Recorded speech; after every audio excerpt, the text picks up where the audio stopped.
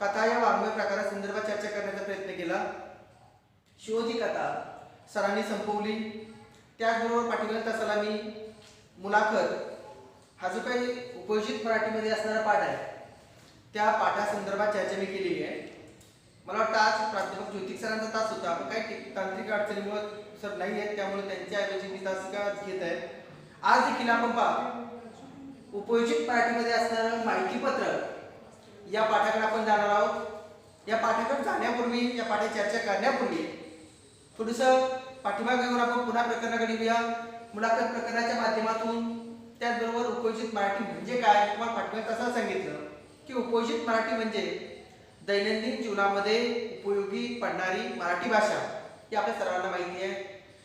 मुलाखत या प्रकरणाच्या बाबतीत आपण पाहिलं, मुलाखत प्रकरण ज्याप्रमाणे दोन पद्धतीने आपण अभ्यासलं, त्यामध्ये एक तात्विक बाब आणि दुसऱ्या बाबीचा विचार आपण केला तो म्हणजे लेखन विभाग.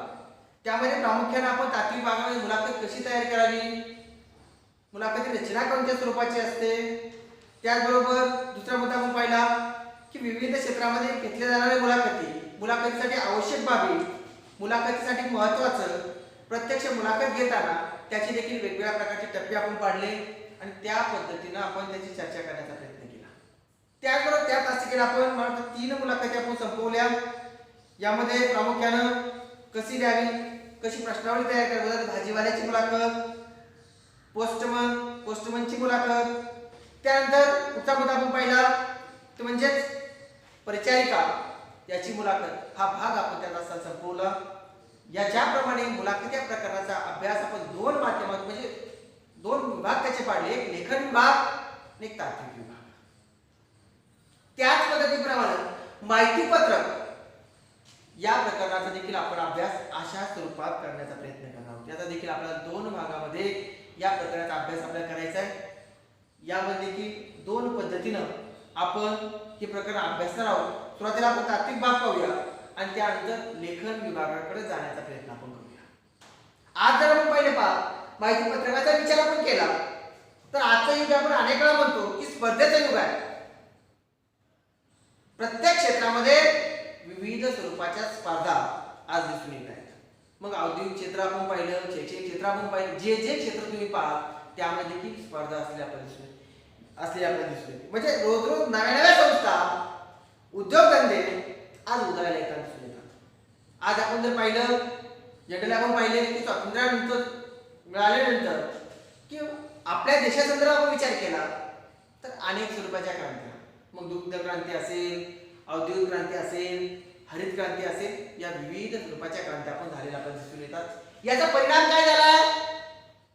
उत्पादन क्षेत्रामध्ये मोठ्या स्वरूपात वाढ झाली आपल्याला दिसून येते. परिणामी फक्त उत्पादन करून चालेल का? नाहीये, त्यांना अपेक्षित ग्राहक वर्गापर्यंत पोहोचावं लागणार आहे. त्यालाच आपण लक्ष्य ग्राहक वर्ग असं म्हणतो. त्या लक्ष्य ग्राहक वर्गाला आपल्या उत्पादनाची, आपल्या सेवेची माहिती त्यांच्यापर्यंत पोहोचली पाहिजे, त्यांच्यापर्यंत गेली पाहिजे. ते पोहोचवण्याचं काम जर तो कोणता घटक करत असेल ते म्हणजे माहिती पत्रक. आज आपण जागतिकीकरणावर विचार केला की व्यापारीकरणावर विचार करण्याचा प्रयत्न केला. ग्राहक हा अधिक चौकस झाला. प्रत्येक उत्पादनाची, प्रत्येक वस्तूची तो चौकशी करून घेताना दिसून येते.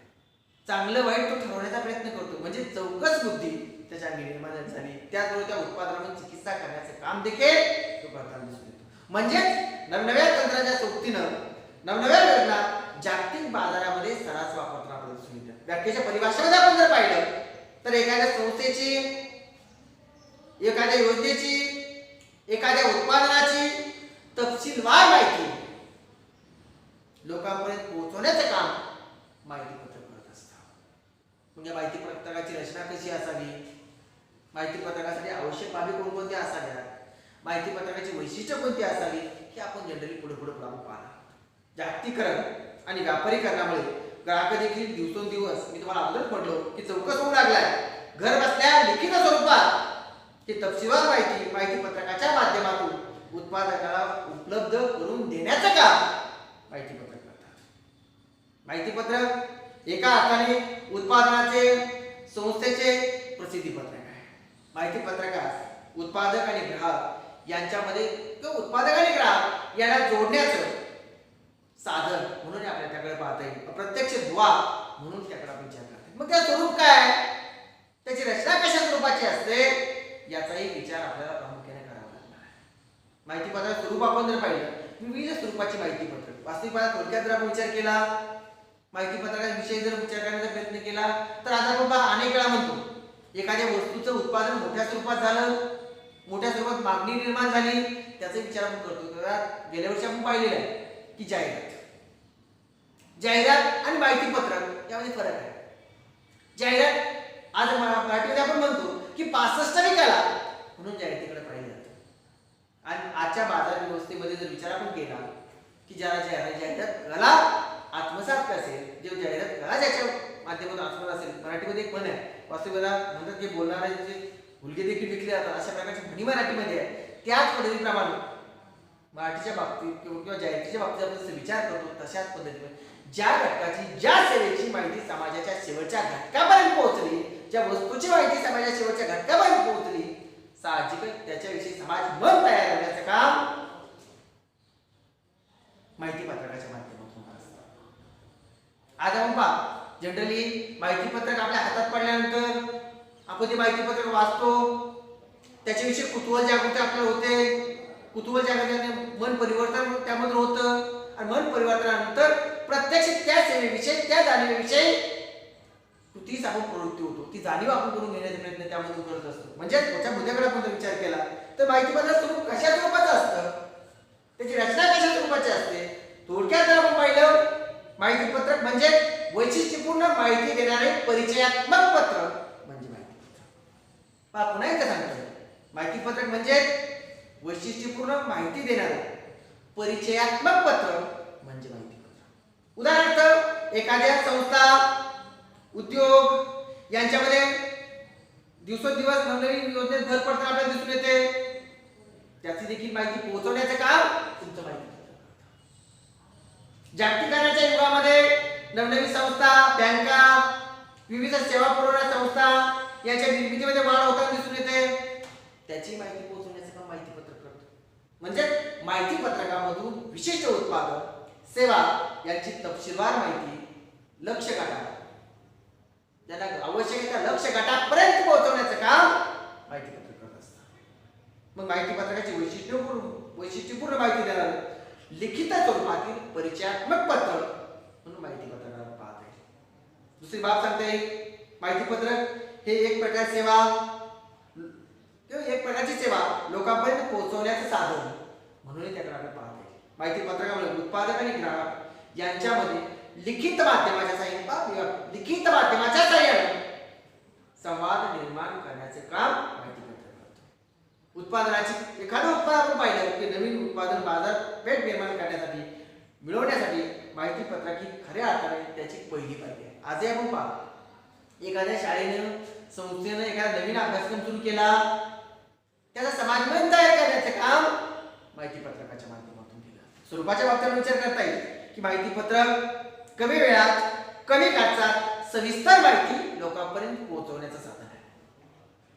माहिती पत्रका उत्पादकाविषयी जनसामान्याच्या मनात कुतूहल किंवा उत्कंठा निर्माण करण्याचं काम माहिती पत्रक, ते उत्कंठा निर्माण करण्याचं काम ही भूमिका सर्वात प्रभावी स्वरूपात माहिती पत्रक निर्माण करतं. म्हणजे अशा पद्धतीनं माहिती पत्रकाचं स्वरूप आपल्याला सांगता येईल. दैनंदिन जीवनामध्ये आपण पाहिलं, व्याख्याच्या परिभाषेमध्ये आपण जर पाहिलं तर वैशिष्ट्यपूर्ण माहिती देणारं परिचयात्मक पत्र म्हणजे माहिती पत्रक.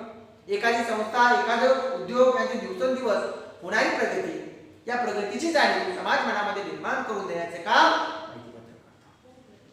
त्याचबरोबर वैशिष्ट्यपूर्ण माहिती देणारं लिखित स्वरूपातील माध्यम म्हणजे माहिती पत्रक. एक म्हणजे लोकांपर्यंत माहिती पोहोचवण्याचं, थोडक्यात एका वाक्यात आपल्याला सांगता येईल की कमी खर्चिक साधन, कमी वेळामध्ये पोहोचवण्याचं साधन, कमी वेळामध्ये सविस्तर माहिती पोहोचवण्याचं साधन म्हणून देखील तुम्हाला त्याकडे पाहावं लागणार आहे. काय समाज मन तयार, मी अगोदरच म्हटलो की समाज मन तयार करण्याचं काम, जनमनामध्ये आपल्या उत्पादनाचे, आपल्या सेवेची जाणीव करून देण्याचे काम माहिती पत्रक करतं. कुतूहल, उत्कंठा जागृत करणं हे काम देखील माहिती पत्रकाच्या माध्यमातून केलं जातं. मग याची गरज काय, आवश्यकता काय, या गरज आणि आवश्यकतेची देखील जाणीव आपल्याला करून घ्यावी लागणार आहे. माहिती पत्रकाची गरज आणि आवश्यकता, मी अगोदरच म्हटलो की माहिती पत्रक सर्वसामान्यपणे प्रसिद्धी पत्रक आहे आणि प्रसिद्धी पत्रकाच्या माध्यमातून जर आपण पाहिलं तर विविध प्रकारच्या जाणीवा त्यामधून करून देण्याचा प्रयत्न केला. उदाहरणार्थ म्हणजे निरनिराळ्या संस्था, व्यापारी कंपन्या, त्याचबरोबर उत्पादक आपल्या योजनेची तशी उत्पादनाची माहिती लोकांपर्यंत पोहोचवण्यासाठी लिखित स्वरूपात माहिती पत्रकाची निर्मिती करत असतात. उदाहरणार्थ फळे, भाजीपाला या विक्रेत्यापासून लक्षावधीची उलाढाल करणाऱ्या व्यापाऱ्यांपर्यंत सर्वांना माहिती पत्रकाची आवश्यकता असते. मग कोणकोणती क्षेत्र आहेत? काही उदाहरण सांगता येतील आपल्याला. पुस्तके, खेळणी, किराणा माल, दिवाळी अंक, फर्निचर, स्टेशनरी, घरगुती वापरातील उपकरणे, वाहने, कारखाने, औषधे, विविध खाद्यपदार्थ, रेडीमेड साड्या, ठीक आहे, कापड क्षेत्रात देखील वेगवेगळ्या क्षेत्रामध्ये आपल्या उत्पादनाला बाजारपेठ निर्माण करून देण्याचे काम, बाजारात उपलब्ध होणाऱ्या सर्व वस्तूची माहिती प्रामुख्याने माहिती पत्रकाच्या माध्यमातून आपल्याला पाहायला मिळते. याचबरोबर फक्त मी सांगितले एवढे क्षेत्र नाहीये, फक्त उदाहरणार्थ काही क्षेत्र सांगितले. यासोबतच सिनेमागृहे, सांस्कृतिक संस्था, बँका, शैक्षणिक संस्था, पतपेढ्या, पर्यटन संस्था, समुदायाला आकर्षित करण्याचे काम, या आकर्षित करण्यासाठी माहिती पत्रकाची आवश्यकता असते. म्हणजे आपले वैशिष्ट्य, वेगळेपणा, ग्राहकाला होणारे फायदे, खऱ्या अर्थाने ही फायदे माहिती पत्रकाच्या माध्यमातून सांगितले. मग माहिती वर्गीकरण आपण जर केलं, ढोबळमानाने 3 पद्धतीने वर्गीकरण माहिती पत्रकाचे आपल्याला करता येईल. पहिली बाब एक पानी माहिती पत्रक. दुसरं वर्गीकरण प्रकार आपल्याला सांगता येईल लघु पुस्तिका माहिती पत्रक. तिसरी बाब आपल्याला सांगता येईल पुस्तिका माहिती पत्रक. आज आपण जर पाहिलं या 3ही पद्धतीमध्ये माहिती पत्रक आपल्याला पाहावयास मिळतात. एक पानी माहिती पत्रक म्हणजे काय? एक पानी माहिती पत्रकाची रचना कशा स्वरूपाची असते? जर संपूर्णपणे आपण पाहिलं एक पानी माहिती पत्रकासंदर्भात संपूर्ण माहिती पानाच्या एका बाजूला, कधी कधी पेजच्या दोन्ही बाजूला छापलेली असते. उदाहरणार्थ जर आपण पाहिलं वर्तमानपत्रात येणारे विविध प्रकारची माहिती पत्रक, दुकानाचे पुस्तक किंवा एखाद्या प्रदर्शनाची माहिती एक पानी माहिती पत्रकामध्ये दिली जाते. किंवा आणखी एक प्रकार आपण सांगितलं लघु पुस्तिका माहिती पत्रक.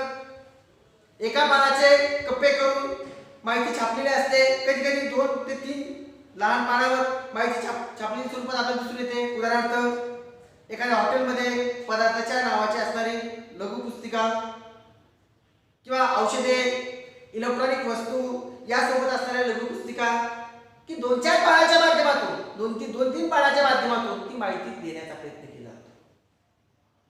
किंवा आणखी एक सांगितलं आपण तिसऱ्या प्रकारची पुस्तिका माहिती पत्रक. 5-6 पानाच्या पुस्तिकेत माहिती छापलेली असते. त्यामधून विविध स्वरूपाची माहिती दिली जाते. मग एखादी संस्था, गुंतवणूक कंपन्या, शैक्षणिक संस्था किंवा एखादा अभ्यासक्रम याची छापील स्वरूपाची माहिती प्रामुख्याने पुस्तिकेच्या माहिती पत्रकाच्या माध्यमातून दिली जाते. म्हणजे 3 प्रकार आपल्याला माहिती पत्रकाचे सांगते. पहिला प्रकार एक पानी माहिती पत्रक. दुसरा प्रकार सांगता येईल लघु पुस्तिका माहिती पत्रक. तिसरा प्रकार आपल्याला सांगता येईल पुस्तिका माहिती पत्रक. म्हणजे ढोबळ मानव या माहिती पत्रकाचे 3 प्रकार आपण पाहू शकतो. जर आपण अनेक वेळा माहिती पत्रक आणि परिपत्रक दोन्ही शब्द आपल्याला वेगळे सारखे वाटतात. माहिती पत्रक म्हणजे काय आणि परिपत्रक म्हणजे काय याचा फरक मी तुम्हाला सांगतो. कारण की बऱ्याच वेळा त्याचे देखील गोंधळ आपला होण्याची शक्यता आहे. माहिती पत्रक मोठ्या जनसमुदायासाठी माहिती पोहोचवण्याचं काम ज्या पत्रकाच्या माध्यमातून केलं जातं त्याला आपण माहिती पत्रक असं म्हणतो. परिपत्रक म्हणजे काय? शासकीय कर्मचाऱ्यांसाठी शासन स्तरावरून काढलेलं पत्र याला आपण परिपत्रक म्हणतो. दोन्ही एकत्र करू नका, दोन्ही स्वतंत्र आहेत, दोन्ही संकल्पना वेगवेगळ्या आहेत. येऊन या माहिती पत्रकाची रचना आणि वैशिष्ट्ये आपण जर पाहिली, रचना कोणत्या स्वरूपाची असते? तुमच्या पुस्तक मला वाटतं पुस्तकं तुमच्या समोर असतील. रचनेचा विचार आपण जर केला तर विविध पद्धतीने आपण रचना तुमच्या पुस्तकामध्ये एकंदरीत माहितीला प्राधान्य, माहिती पुस्तकाची उपयुक्तता, माहिती पत्रकाचे वेगळेपण, आकर्षक मांडणी, भाषा शैली या सर्व बाबींचा विचार 7वी भागामध्ये आपण करणार आहोत. लेखन विभागामध्ये याचा वापर करून आपल्याला प्रत्यक्ष माहिती पत्रक तयार करायचं आहे. पहिला मुद्दा आपल्याला सांगता येईल माहिती पत्रक. माहितीला प्राधान्य. माहितीला प्राधान्य म्हणजे काय? माहिती पत्रकाचा मूळ उद्देश तो आहे की आपल्या उत्पादनाची, आपल्या सेवेची, आपल्या कार्याची माहिती विशिष्ट गटात, जो अपेक्षित आपला लक्ष्य गट आहे त्या लक्ष्य गटापर्यंत पोहोचवण्याचे ही आपला हेतू आहे. हा हेतू डोळ्यासमोर ठेवून आपण माहिती पत्रक तयार करतो. मग माहिती पत्रकार मी तुम्हाला अगोदर सांगितलं की माहितीला प्राधान्य त्यामधून दिलं गेलं पाहिजे. माहिती पत्रकार माहितीला सर्वात जास्त प्राधान्य दिलं जातं. जे जे आपल्याला जे सांगायचंय, आपल्याला जे मांडायचंय, आपल्या ज्या बाबी किंवा विशिष्ट गटापर्यंत पोहोचायच्या आहेत त्या सर्व माहिती पत्रकाच्या माध्यमातून दिल्या गेल्या पाहिजे. दुसरा बाब आपल्याला येईल माहिती पत्रकाच्या शीर्षकावरून त्याची प्राकृतिक घटक जो आहे तो लक्षात येतो. मग माहिती पत्रक माहिती देणं हा खऱ्या अर्थाने मुख्य हेतू आहे. ज्या विषयाचे माहिती पत्रक आहे त्याची सुसंगत, सविस्तर माहिती आणि अचूक माहिती त्यात असणं आवश्यक आहे. म्हणजे उदाहरणार्थ आपण शाळेच्या एखाद्या अभ्यासक्रमाची माहिती आपण देतो. नवीन अभ्यासक्रम किंवा नवीन शाखा आपण सुरू करतोय.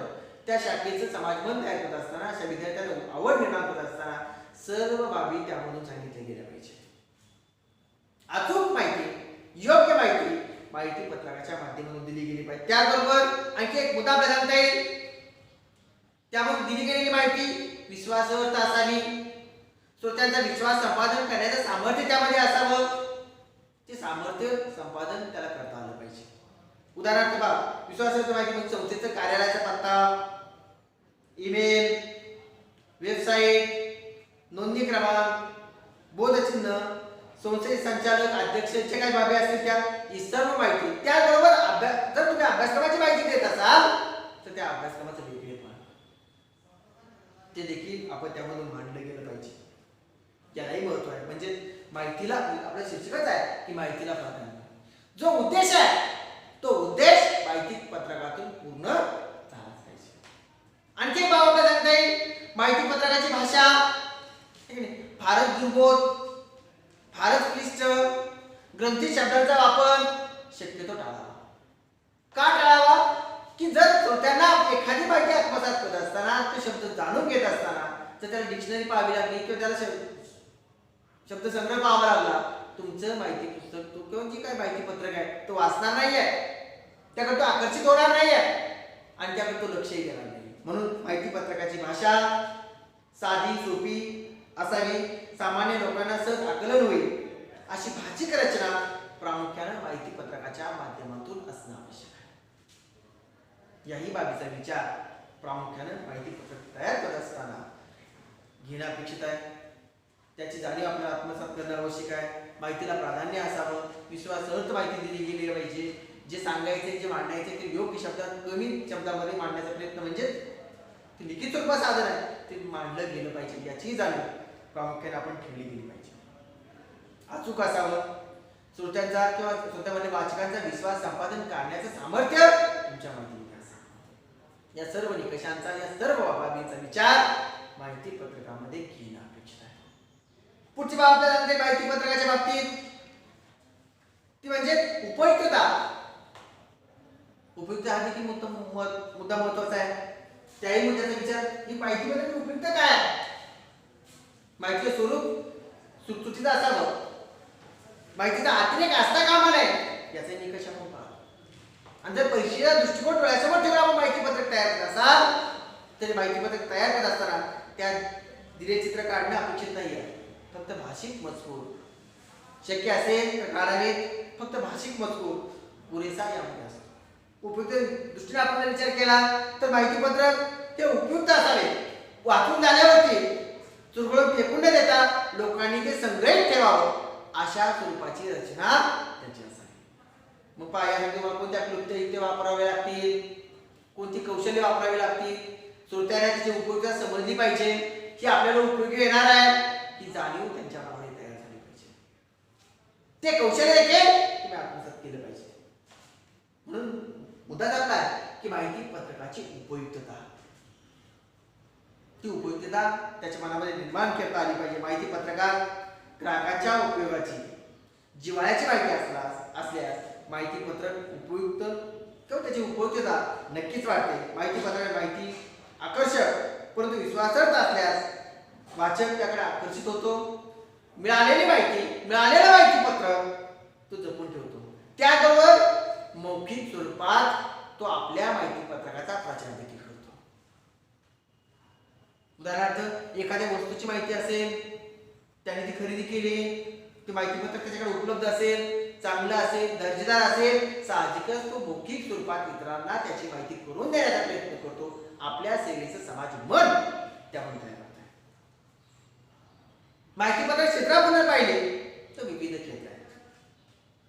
या क्षेत्रामध्ये काही क्षेत्रामध्ये ग्राहकांचे दैनंदिन प्रश्न की जे गरजेच्या गोष्टी आहेत की त्याच्या जीवनावश्यक घटकांमध्ये ज्या ज्या बाबींचा समावेश होतो त्या त्या बाबींचं माहिती पत्रक तो संग्रहित ठेवू शकतो. उदाहरणार्थ आरोग्य, शेती, तांत्रिक किंवा वैज्ञानिक स्वरूपाची माहिती देणारे माहिती पत्रक, ग्राहकांना अशी माहिती पत्रकाकडे लगेच वळताना आपल्याला दिसून येतं. उदाहरणार्थ आज आपण ज्वलंत प्रश्न पाहिला कोविड-19, साहजिकच मग त्यावर असणारी उपाययोजना याचं जर माहिती पत्रक असेल, साहजिकच कोणताही वाचक ते मिळालेलं माहिती पत्रक फेकून देणार नाही, तो संग्रहित ठेवेल.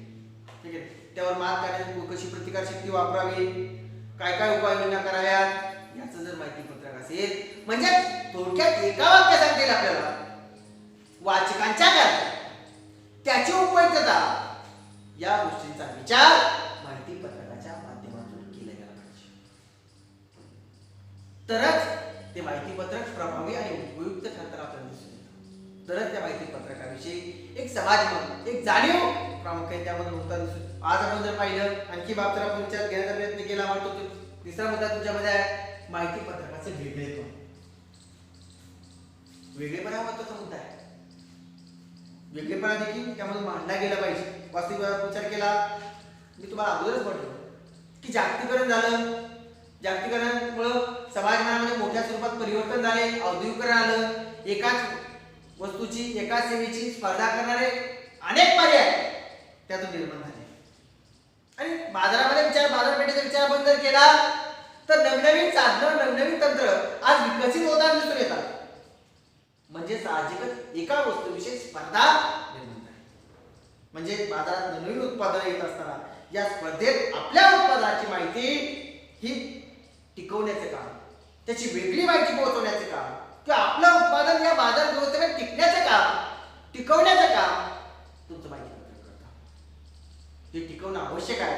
त्यासाठी माहिती पत्रकाचे वेगळेपण त्यामध्ये आपल्याला मांडता आलं पाहिजे. म्हणजे माहितीची मांडणी वेगळेपणाने केली जाते, ती केली गेली पाहिजे. त्याचबरोबर अन्य माहितीपेक्षा आपली माहिती वेगळी ठरवण्यासाठी मजकुराची आकर्षक मांडणी, माहितीची उपयुक्तता सांगणारा आकर्षक मजकूर, आकार, पानांची मांडणी, सुलेखन, अक्षरांची ठेवण इत्यादीद्वारे आपलं माहिती पत्रक वेगळं करण्याचं काम, त्यामध्ये वेगळेपणा दाखवण्याचं काम प्रत्येक माहिती पत्रक जो लेखक आहे. आपण पहा या दृष्टीने आपण अभ्यास करतोय की आपण माहिती पत्रक तयार करणारा घटक म्हणून आपण भूमिका स्वीकारली आहे.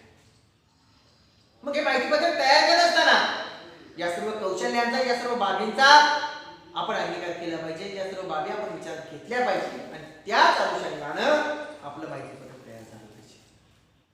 प्रत्येक घटक ज्या ज्या घटकाच्या साहाय्यानं तुम्हाला स्वतः म्हणण्याऐवजी वाचक आपण म्हणूया की आकर्षित करता येईल, ज्या ज्या क्लुप्त्या आपल्याला त्या ठिकाणी वापरता येतील त्या त्या सर्व क्लुप्त्या आपण वापरल्या पाहिजे, त्याचा अंगीकार आपण केला पाहिजे आणि त्यामधून प्रभावी स्वरूपात आपले विचार, आपल्या मनाची संकल्पना प्रभावी स्वरूपात आपण मांडण्याचा प्रयत्न केला पाहिजे.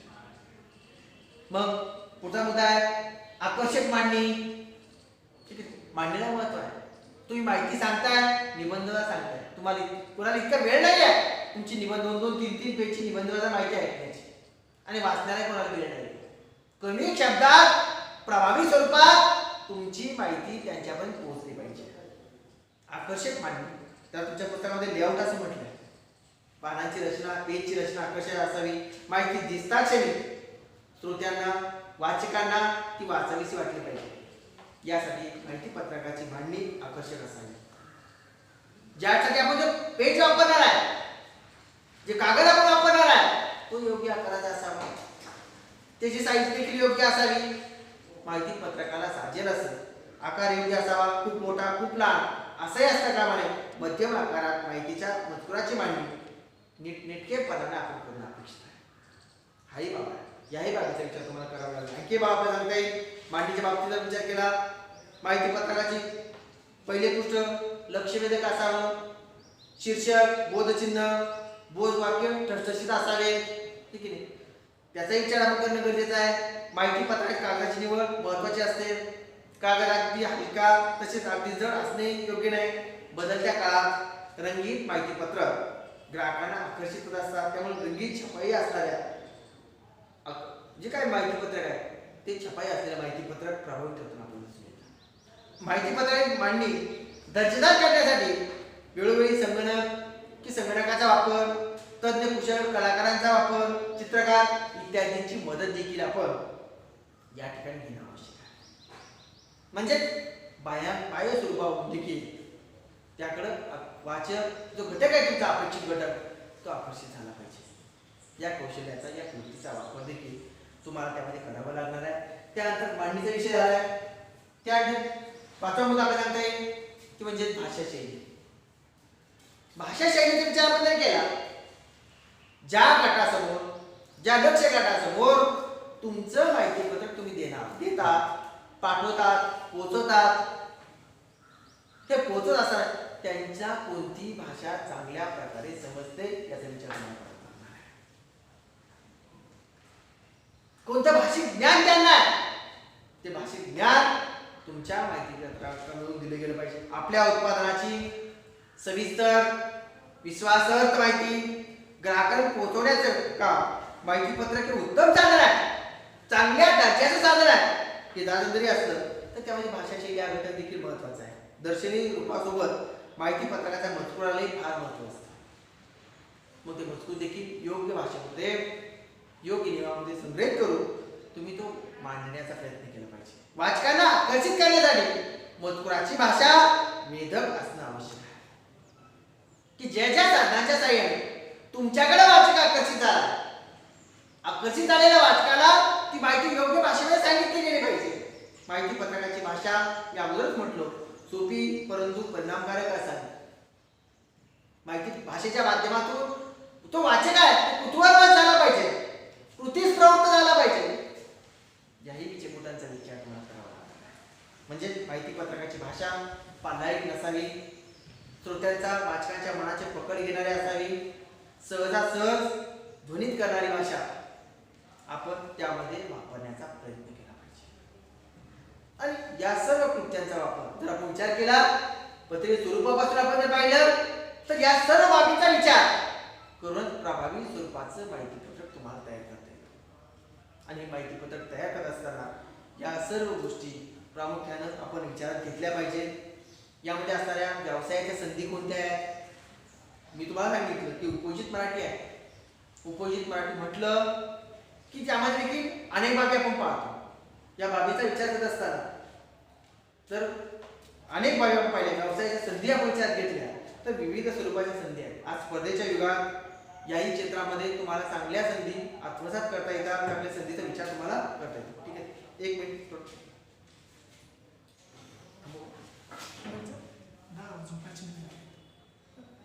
ठीक आहे. आपण या ठिकाणी थांबूया. पुढच्या तासिकेला आपण पुन्हा चर्चा करूया.